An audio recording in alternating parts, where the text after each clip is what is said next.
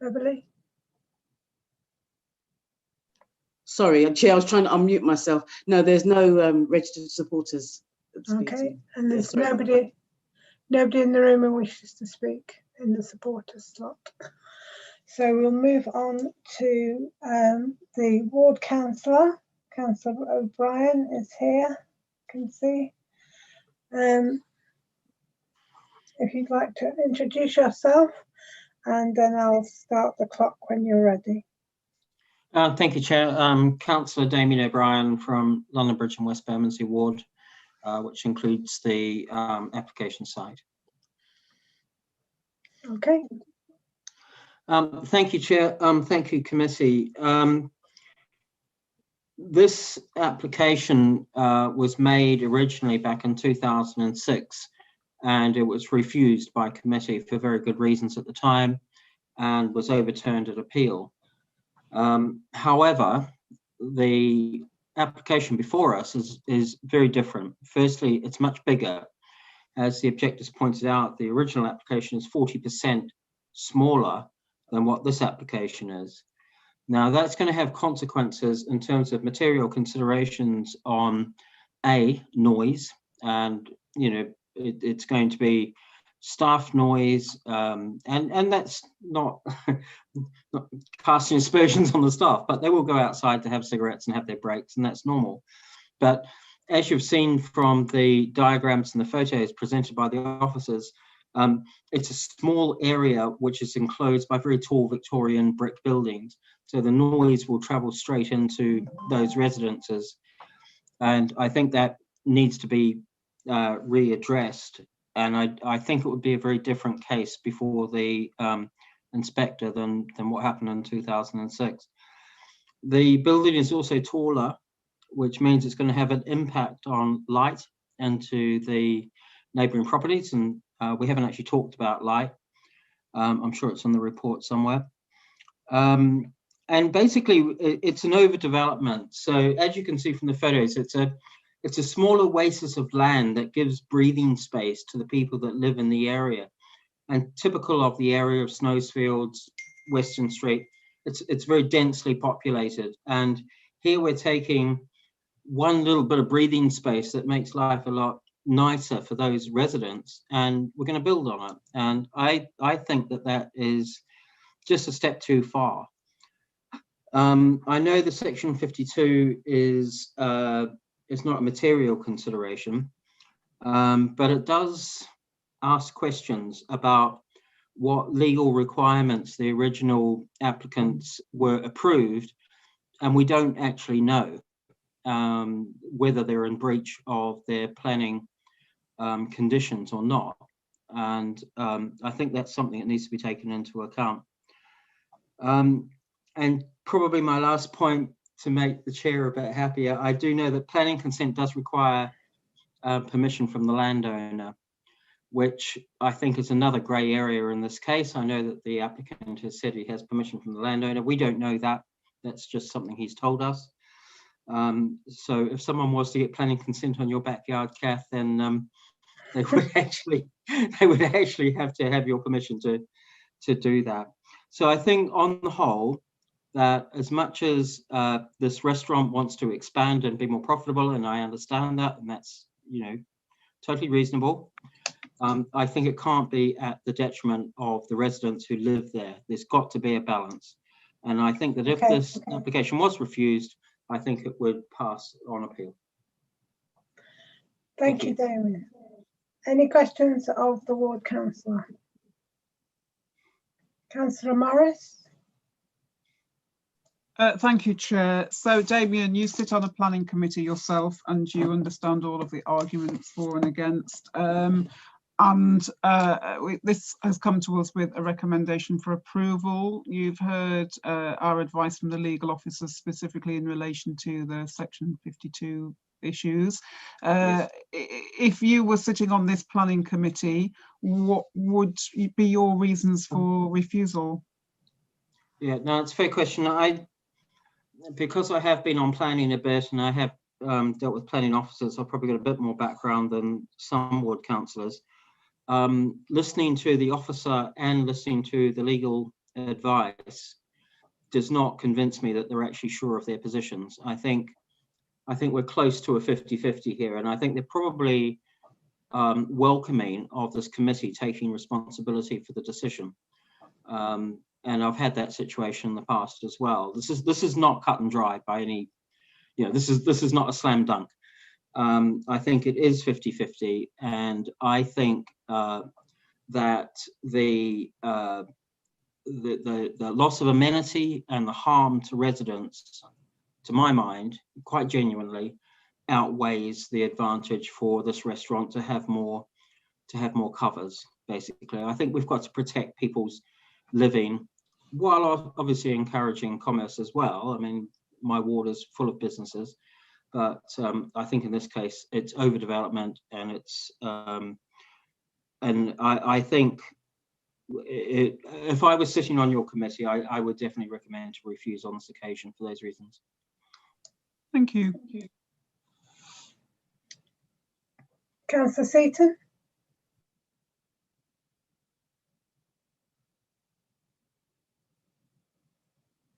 You're still on mute. Still on mute. Now you can hear. There you Yes. are. Thank you. I would thank the councillor for his presentation in response to the questions so far. Can I just ask the councillor if he's had sight of one of these leases, which go back quite a few decades now, and if he has had sight of one of those leases, can you confirm that the lease includes access to this rare area which is currently in dispute? Well, thank you for your question, councillor. The answer is, firstly, it's not a material consideration before this planning committee, so it's not relevant whether I've seen one or not. The second part of my answer is, I'm not actually supposed to be here. My colleague, Councillor Ali, was leading on this one, but she got called into OSC this evening. So I've kind of been parachuted in at the last minute, and I can only do so much prep. But I think even so, I think I know enough about planning that my arguments, I hope, will be appreciated by the committee. And I'm sorry, I haven't seen a copy of the lease, but I don't think it would change the argument anyway, because it's not a material consideration.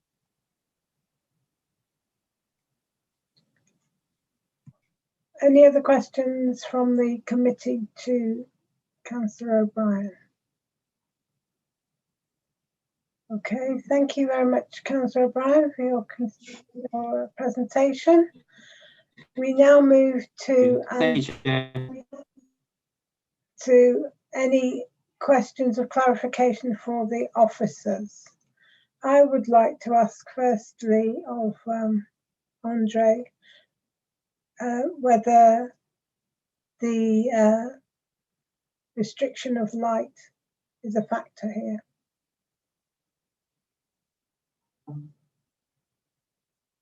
Andre, where are you? Thanks, Jay. The issue of light was raised and considered on appeal in the 2006 application.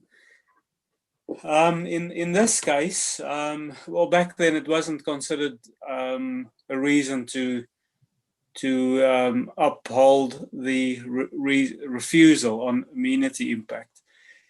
But the inspector, I think, that mentioned something about glazed windows and so on. But in this case, we have glazed windows on the upper floor in the mezzanine, and we have the fixed windows on the lower or the ground floor level. So in this case, we think that is acceptable.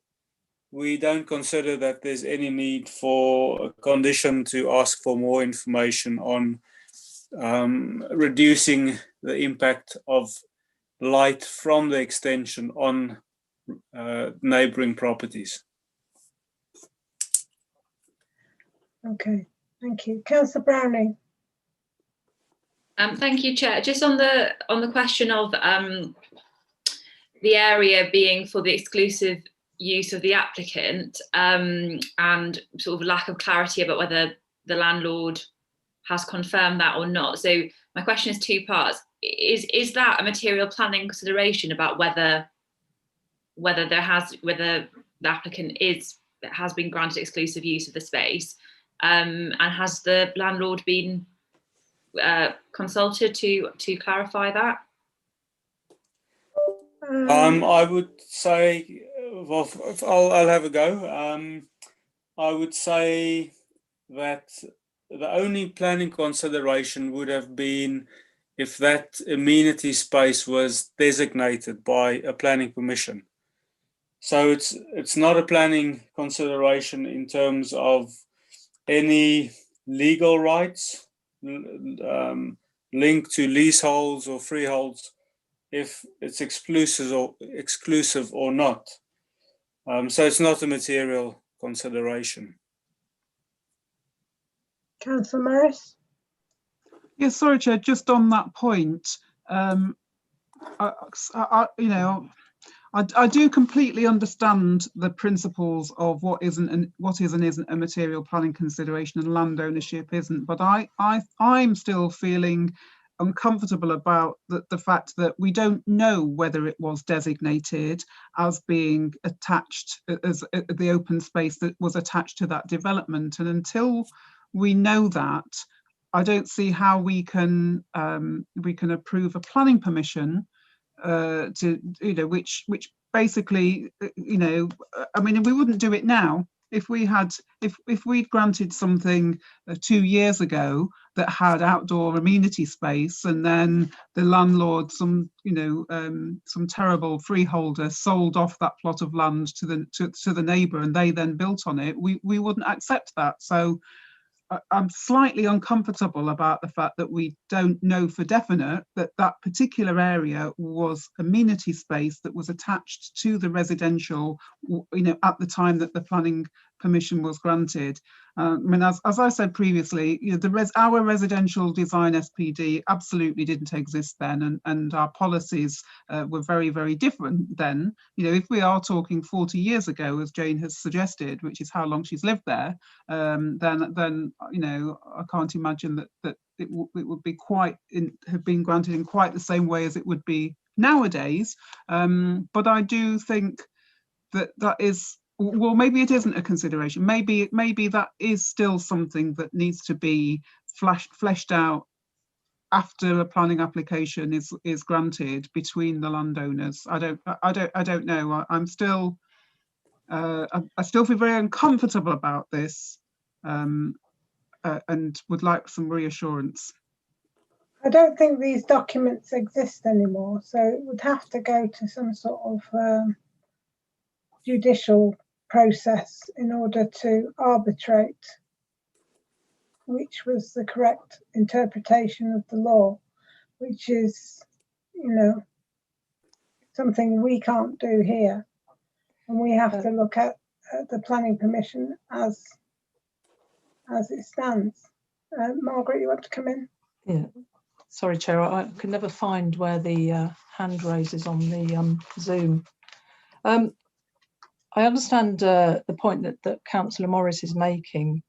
I think it's probably worth just pointing out to the committee that on the certificate A that the applicant produced, they signed a declaration on the 15th of November 2017 to say that nobody except themselves was the owner, i.e. a person with a freehold interest, with at least 7 years left to run, of any part of the land to which the application relates. So there was nothing about the application paperwork raised that there was an issue that other people had an interest. So I would just reiterate that the council would take the information in those certificates on face value, because again, it's not for the council to look into the land ownership issues. I take the point that you have concerns about whether or not the land was included in the open space plan on the section 52, and I doubt after 40 years that matter will actually ever be properly determined. Thank you, Margaret. Councillor Seaton? Oh, and I will be good tonight, don't you, boy? I just want to probe Margaret further on this. You may have a situation, for example, we have an open piece of land and you have walkers and have excised or walked over this piece of land for 40 years. And they are able to enshrine in using planning policy the right to have access to that land for walking purposes. We heard from the objector that the objector has an agreement, presumably with the landlord, which describes that land as being amenity to their dwelling for 40 years. And I suppose I'm difficulty reconciling between the agreement that the residents have, which suggests that they have access to that land, which is why I asked the applicant, do you have exclusivity or not? And our planning policy, which of course, because it's not designated, and that could be purely an administrative issue there, appears to be at conflict at the moment, or at least opaque on the question. So the only document that has any certainty is the agreement between the resident and the landlord. And that seems to suggest that it's an amenity space. And unless you can say that it's not a result of documentation held by the council, that appears to be the only evidence we can go on. Am I wrong? Okay, I'll just take us back a few steps, because I think these are complicated matters, and I think we just need to be absolutely clear that we're all on the same page here. There are two separate issues. There's the issue that in their own leases for their flats, the objectors or other residents may say, well, that area, we have a right to that. That is part of our lease or part of the common parts, and we have a right to that. Now, that is a private land matter that we would not get involved in as the local planning authority. The point that was raised by Mr. Fisher was that the Section 52 agreement takes us beyond the private land matter and into the realms of the fact that open space was created and maintained under a planning agreement. The point that I'm making is that that may well be the case, but because the plans that are no longer available, or I've certainly not been able to find them, and I understand that that Ms. Bartlett hasn't been able to come up with them despite her best efforts, we have no way of sitting here this evening and making a definitive decision that that land is subject to a planning agreement as open space. Now, the objectors are asking us to make all kinds of inferences because they've asked the question, well, what other land could it possibly be? But we don't have any concrete evidence. And given the age of the documents and what the objectors have said about the condition of the planning archive, it may be that that material doesn't come to light. So unfortunately, it's something that we simply can't say we have evidence of. I'm relying upon the planning officers having said on paragraph 61 of the report that that there is no planning history to confirm the alleged historic use, and residents have not been able to submit any evidence to substantiate. If in their leases, residents are able to prove that they have a right to that land and it's being built upon, that is a dispute that they will have with the freeholder, who presumably, as we're hearing tonight, seems to be giving permission for this build to happen if it's given permission by members this evening. I'm content, Chair, for the moment. I'm content. Clearly, the only evidence we have is what the residents have been able to demonstrate, and that's the only solid evidence that implies that they've had access to the amenity space, which is the space in question. and the absence of the council's, the planning department's evidence, or indeed the landlord's evidence to the contrary, although the residents have presented any documentation or audit trail that we might use as a basis for influence. It is an unfortunate situation. It is unfortunate. Yeah. Dipesh, you want to come in? Yes, thank you, Chair. I think there's some information that might be helpful in relation to this question, and which is about the use of that area.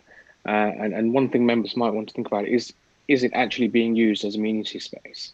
I think the photographs that Andre had shown suggest that it might not be, and indeed the inspector's decision back in 2006 didn't refer to that as amenity space, or indeed being used as amenity space, and the potential encroachment of a building onto that area. And certainly if something has a change of use, if that change of use is unlawful, it becomes immune from enforcement action after 10 years. So effectively, it is lawful, and it's just something for, I suppose, to put into the mix when you're considering this tricky question.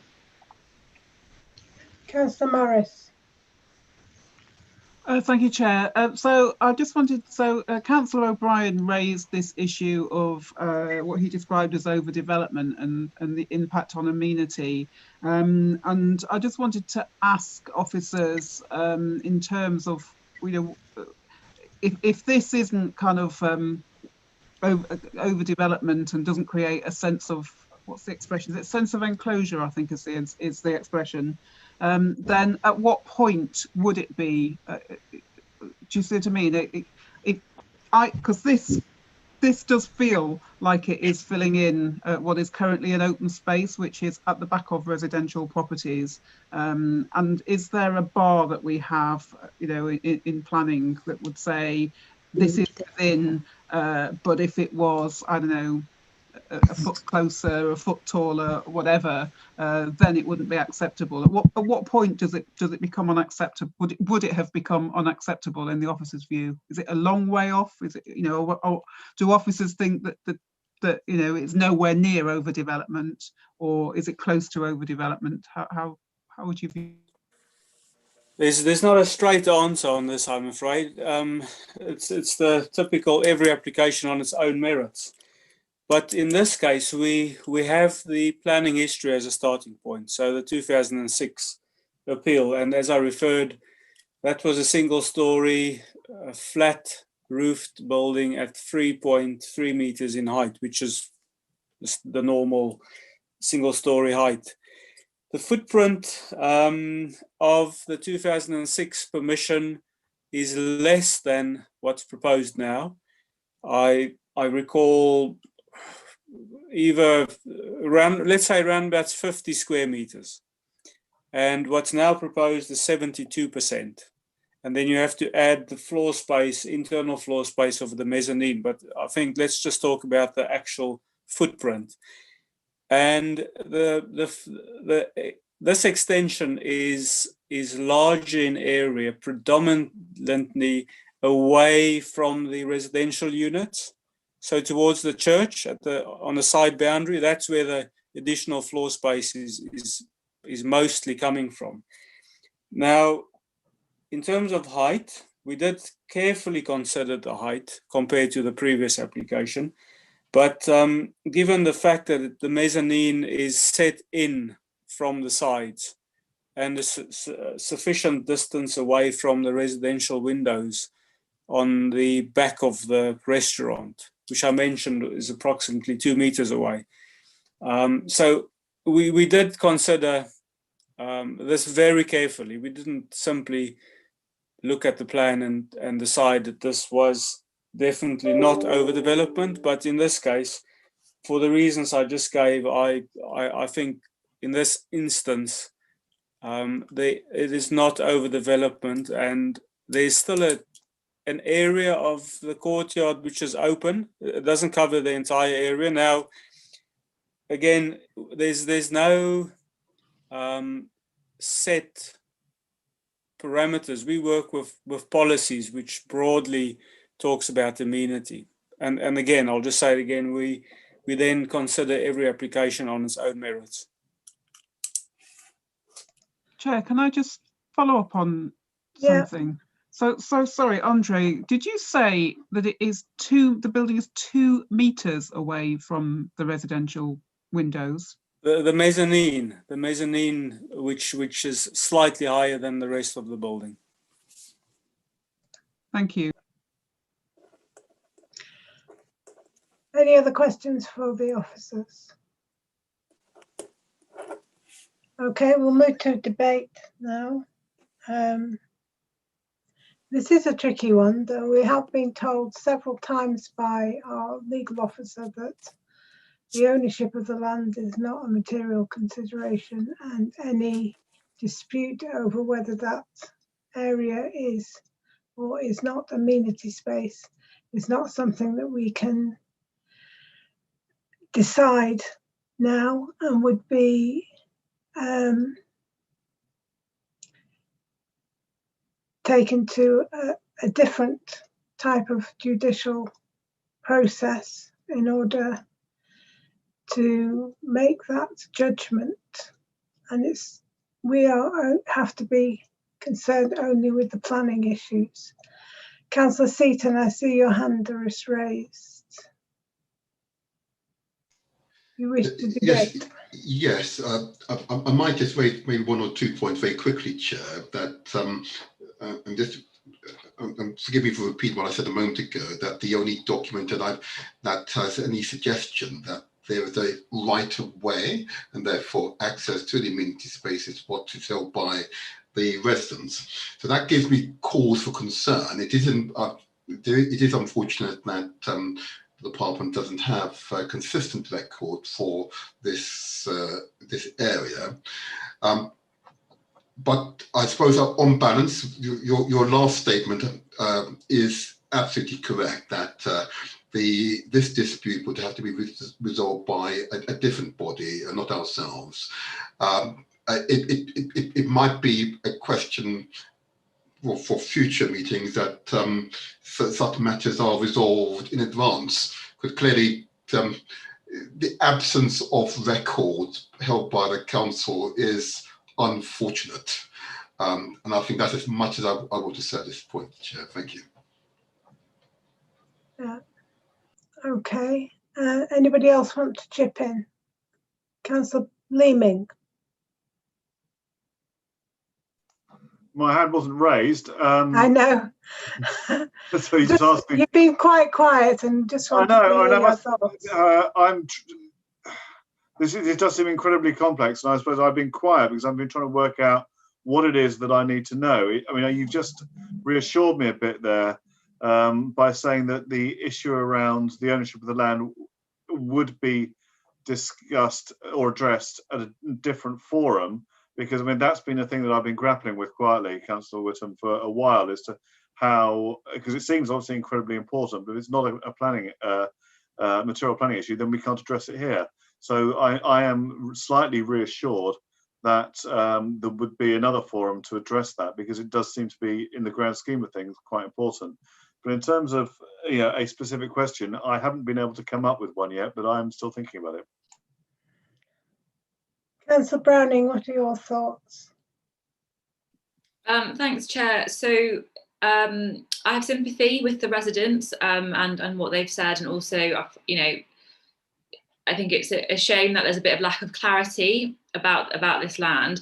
However, based on the advice of officers, I am minded to approve, because I don't think there are material planning considerations to not approve. But I will wait to hear from other members of the committee before making a final decision. I think there are options for pursuing clarity on some of the matters raised in a different forum that this committee doesn't have the capacity or the remit to address. And that's my sort of conclusion at the moment. Councillor Chopra. Thanks, Chair. I think it is a matter of concern that there is so much uncertainty about this particular the land issue, and we don't know what legally we can do on that matter. And like my colleague said, there is a great concern about the neighbors, and we fully appreciate their concern.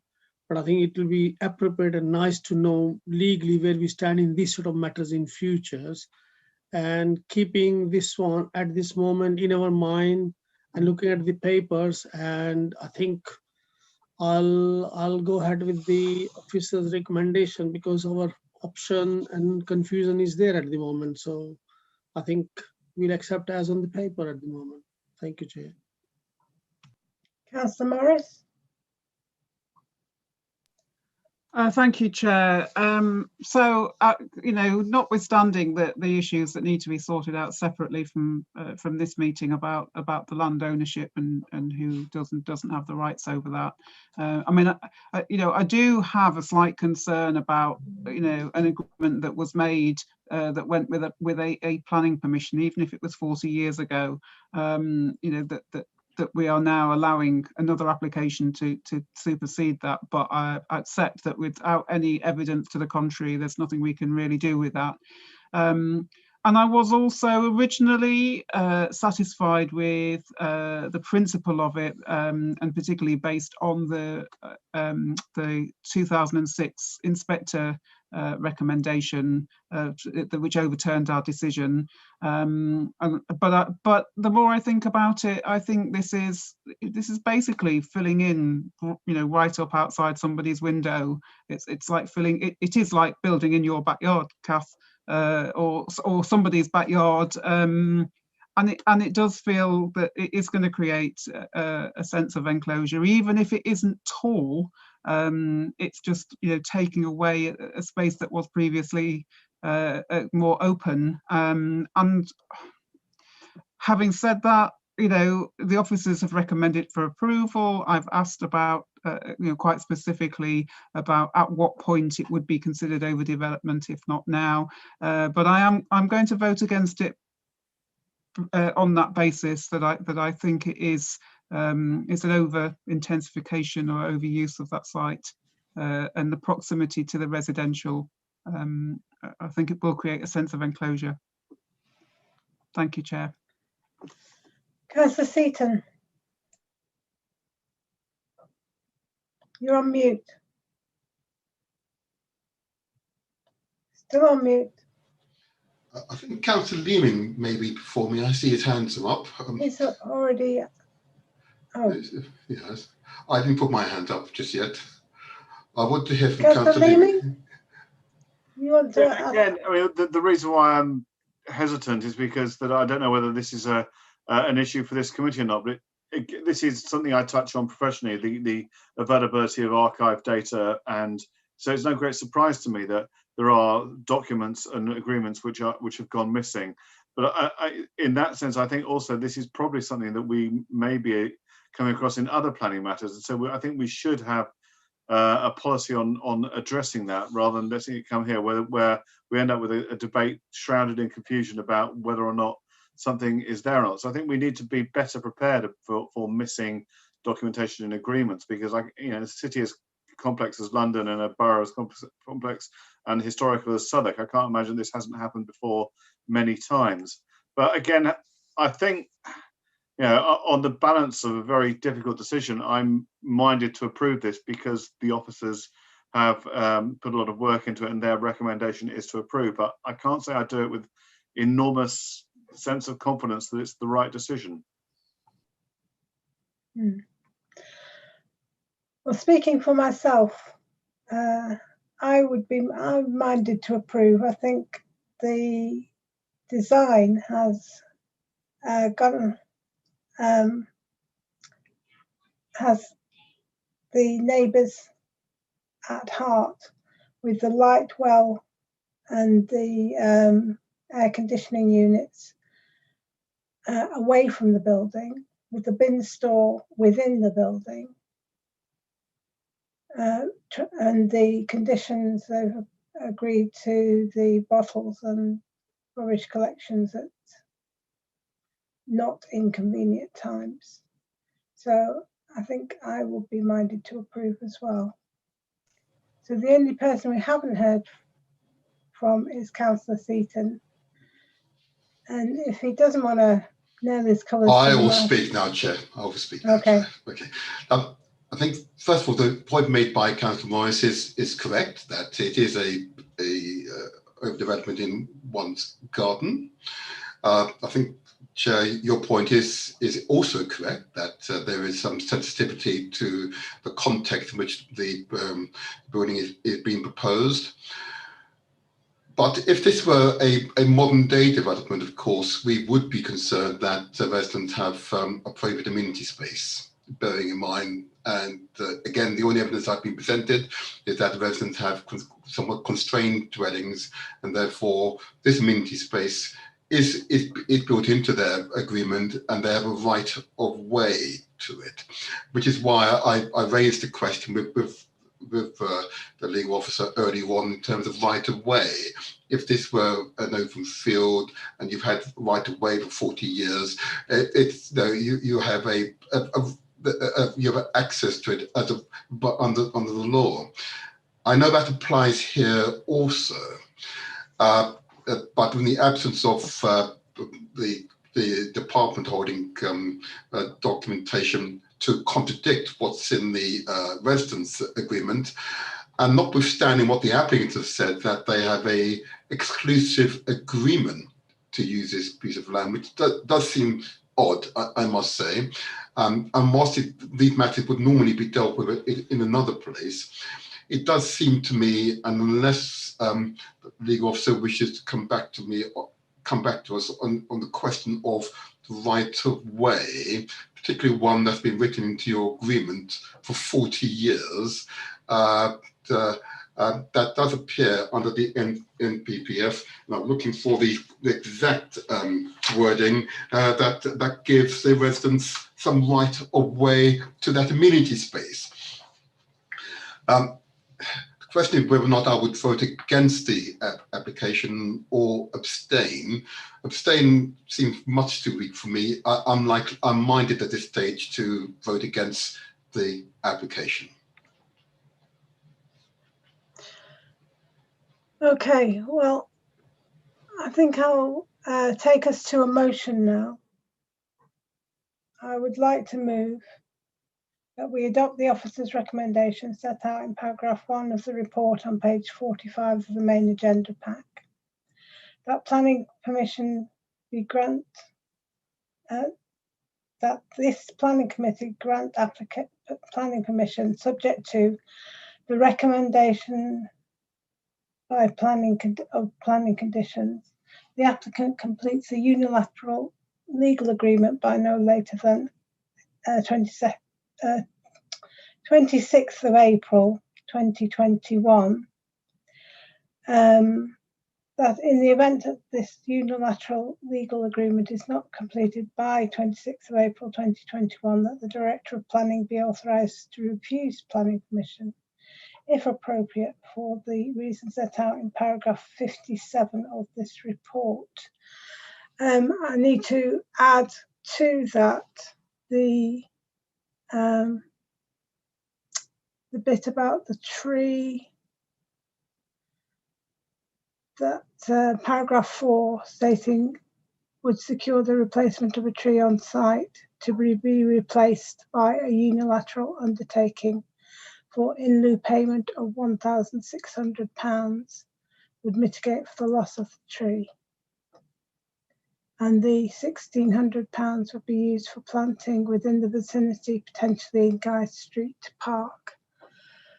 Are there any other bits I should add to this motion, Dipesh? Thank you, Chair. Yes, there are the amendments, the conditions referred to in the addendum report. That was from the addendum. Was there other conditions? Okay. Yes, so, there's condition 10, I think, is regarding the hours of use. Oh, right. Oh, sorry, condition 10 is delivers and unloading, and also on paragraph 10 of the addendum report, we've referred to making an amendment to the condition on the hours of use. Okay, so the motion includes the recommended planning conditions both in the main report and those that are contained within the addendum. Does anybody wish to second this motion? I'm happy to second, Chair. Thank you. We will move to the vote. So, starting with Vice Chair, Councillor Morris, do you vote for, against or abstain? Against. Councillor Browning, for, against or abstain? For, Chair. Councillor Chopra, for, against or abstain? For, Chair. Councillor Leeming, for, against or abstain? For, Chair. Councillor Seaton, for, against or abstain? Against, Chair. And I'm Councillor Kath Whittam and I vote for the motion. So the motion is carried and permission is granted. Thank you very much, everyone, for attending to hear that application. We will move briefly to item 8, the TPO 599 confirmation 51 Crescentwood Road, London SE 266SA. So Liam, could you just outline the reasons for possible deferment of this decision? Yes, Chair, thank you. Yeah, I was contacted today at around 4:15 by the objector, who had previously asked for confirmation of when, earlier today, of when the this committee would be held, or the hearing would be held, at which point I said it was today at 6:30. They came back and said they had not been consulted, or they had not been informed of, notified of the date of the hearing. I then spent the rest of the time prior to briefing trying to find out what had happened, and was unsuccessful in finding confirmation that a notification has been sent, which in this case, as one objection had been raised, according to council standing orders, must be considered a planning committee, that the objector has not been given due notification and an ability to present themselves and their case to this committee, that the item be deferred. Should the item be deferred, it is likely to lapse. The tree will continue to be afforded temporary protection under Section 211 of the Town and Country Planning Act, and a subsequent submission could be submitted by the tree owner and assessed upon its own merits. Okay, thank you. So Dipesh, do we need to do a motion for this? Yes, I think just a motion to agree the recommendation to defer this item or not decide the item today, and it will have to come back at a later date. Okay, so can I put forward a motion that says that we are minded to defer this application to a future planning committee subcommittee, in order that all those who are interested can be present at said committee. Can I have a seconder, please? Which is second, Chair. Okay, and can we just say aye? Aye. Aye. Aye, Chair. So that is passed by acclamation. And that is the last item of business for this evening. Thank you very much for attending, and I wish you all a pleasant evening. Good night, teacher. Thank you, Good night. Chair. Good night.